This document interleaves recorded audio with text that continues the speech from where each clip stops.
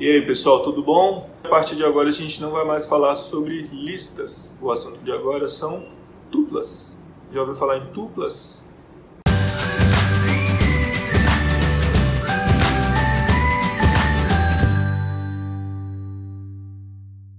Uma tupla em Python permite que a gente armazene um conjunto de valores através de uma única variável e os elementos da tupla podem ser acessados através de índices que começam de zero. Parece que eu estou falando de listas, né? Só que ao contrário das listas, os elementos de uma tupla não podem ser alterados, somente acessados. Mas qual é a utilidade disso então? Vamos supor que eu tenho pontos num plano cartesiano. Eu quero armazenar, por exemplo, as coordenadas de alguns lugares no mapa e todo ponto é composto por dois valores, uma ordenada e uma abscissa. São as duas coordenadas do ponto no eixo x e no eixo y. Um ponto no plano não troca de lugar. Eu posso até fazer com que uma variável que armazene as coordenadas de um ponto passe a representar um outro ponto, mas aquele ponto em si ele vai ser sempre o mesmo. Sabia não? Vamos supor então que tenho esses pontos. P1 é igual ao ponto 3, 0 e P2 é o ponto 0, 4. Como essas informações são fixas, eu posso armazenar essas informações em Python através de tuplas. P1 é igual a 3,0 entre parênteses, P2 é igual a 0,4 também entre parênteses. Tanto P1 como P2 são tuplas, assim como nas listas a gente está armazenando um conjunto de valores, nesse caso dois valores para cada variável. A gente identifica que é uma tupla através de parênteses e não colchetes, como eram nas listas, e a principal diferença até aqui é que esses valores não vão poder ser alterados. O ponto 3,0 vai ser sempre 3,0. Se eu quiser calcular a distância euclidiana entre esses dois pontos do mapa, a gente usa a função da distância. Vocês lembram como é que era? Distância de P1 e P2 vai ser a raiz quadrada do x do primeiro, x1, menos o x do segundo ao quadrado, mais y1 menos y2 ao quadrado. Não faz diferença se eu faço y1 menos y2 ou y2 menos y1, porque como a gente está levando ao quadrado, se o resultado é positivo ou negativo, não importa, vai sempre terminar positivo. Então, se eu quiser usar tuplas para armazenar os pontos, a distância vai ser a raiz quadrada de P1 índice 0 menos P2 índice 0, isso tudo ao quadrado, mais P1 índice 1 menos P2 índice 1, isso tudo também ao quadrado. Então, como a gente viu nesse exemplo, tuplas podem armazenar um conjunto de valores e os elementos da tupla podem ou não aparecer com parênteses. Se eu simplesmente puser P1 é igual a 3,4, o Python entende que isso é uma tupla. Basta eu enumerar um conjunto de elementos separados por vírgula que a gente tem uma tupla ali, colocando ou não os parênteses. Mas com parênteses fica mais claro para quem está lendo seu código que você está armazenando ali uma tupla. E assim como nas listas, a gente também pode acessar fatias de uma tupla. Se eu tenho, por exemplo, T, é uma tupla com os valores A, B, C, D, E, F, G e H, todas strings. Se eu fizer T das posições 1, 5, eu vou pegar T nas posições 1, 2, 3 e 4, a 5 não entra, e retorno uma nova tupla contendo esses 4 elementos. Vejam que eu não alterei o valor da tupla, eu criei uma nova tupla, que vai ser uma cópia daquela anterior, contendo apenas os elementos da fatia que eu pedi. Uma coisa muito comum em qualquer linguagem de programação é a gente querer trocar o valor de duas variáveis. Lembram disso?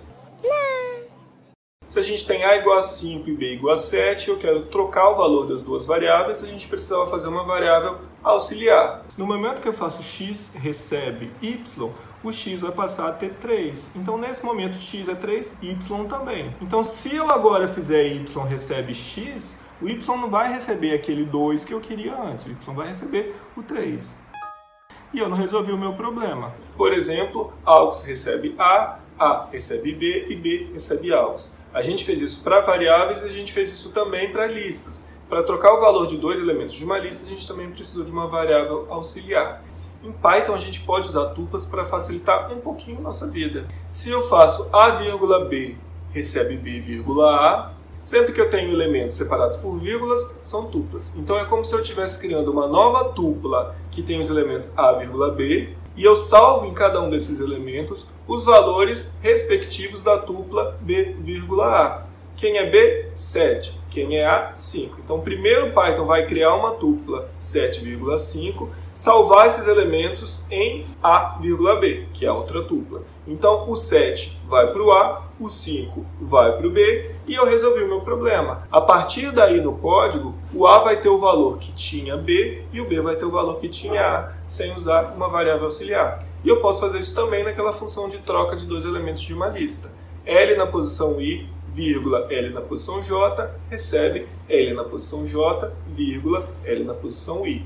Entendam que isso só funciona em Python porque, no fundo, a gente está pegando o valor de uma tupla e salvando em outra tupla e eu estou dando nome A e B para cada um dos elementos daquela tupla. É por isso que funciona. Não saiam fazendo isso em qualquer linguagem de programação, que isso não vai funcionar. E existem algumas operações que também são comuns tanto a listas quanto a tuplas. Se eu faço x em S, S pode ser uma lista ou pode ser uma tupla, eu estou verificando se x pertence àquele elemento. Se eu faço x not em S, eu estou verificando se o x não está presente ou na lista S ou na tupla S. Ele retorna verdadeiro se ele não está presente e retorna falso, caso contrário. S mais T. S e T podem ser tuplas, S e T podem ser listas. O que eu vou fazer? Se S e T forem tuplas, eu vou pegar todos os elementos da tupla T e concatená-los no final dos elementos da tupla S, igualzinho a gente fazia na lista. E se eu multiplico uma tupla, assim como na lista, eu vou ter a própria tupla concatenada a si mesma várias vezes. Então, como vocês acham que eu faço para calcular o tamanho de uma tupla?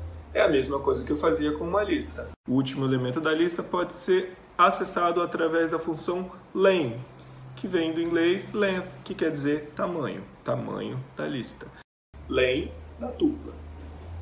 E se eu conseguia percorrer os elementos de uma lista através de um for, eu consigo fazer a mesma coisa também na tupla. For elemento em tupla, cada vez que eu entrar nessa iteração, elen, ou elemento, vai corresponder ao valor de um dos itens daquela tupla, na ordem que eles aparecem na tupla. Por serem imutáveis, as tuplas são mais eficientes do que listas. É muito mais custoso para o Python armazenar uma estrutura de dados que vai permitir que você altere os seus valores dinamicamente, que cresça com o passar do código, porque uma lista começa com 4 valores, mas pode virar 5, pode virar 6. É muito trabalhoso para o Python cuidar de toda essa implementação. A tupla não. A tupla, uma vez criada, ela vai continuar com aqueles valores para sempre. Então, para o Python, manter essa estrutura na memória é muito mais fácil. Então, é muito mais rápido você acessar os valores de uma tupla do que os valores de uma lista. Então, se você tem valores, por exemplo, pontos, que você sabe que não vão ser alterados, não tem por que você utilizar uma lista. Pode utilizar uma lista? Pode, mas você só vai estar gastando memória, gastando processamento à toa, sem necessidade. Então, quando você usa lista e quando você usa tupla? Ambas são utilizadas quando você tem um conjunto de informações para armazenar. Se você acha que esse conjunto de informações não vai ser alterado, você usa tupla, porque o acesso a esses elementos vai ser feito de forma muito mais eficiente. Se você acha que os valores podem ser alterados ou que você precisa fazer com que ela cresça, aí você tem que optar por uma lista. Não façam tupla.append valor, ok? A tupla, uma vez criada, não muda. Você não pode acessar os elementos, mas também não pode inserir novos elementos ali.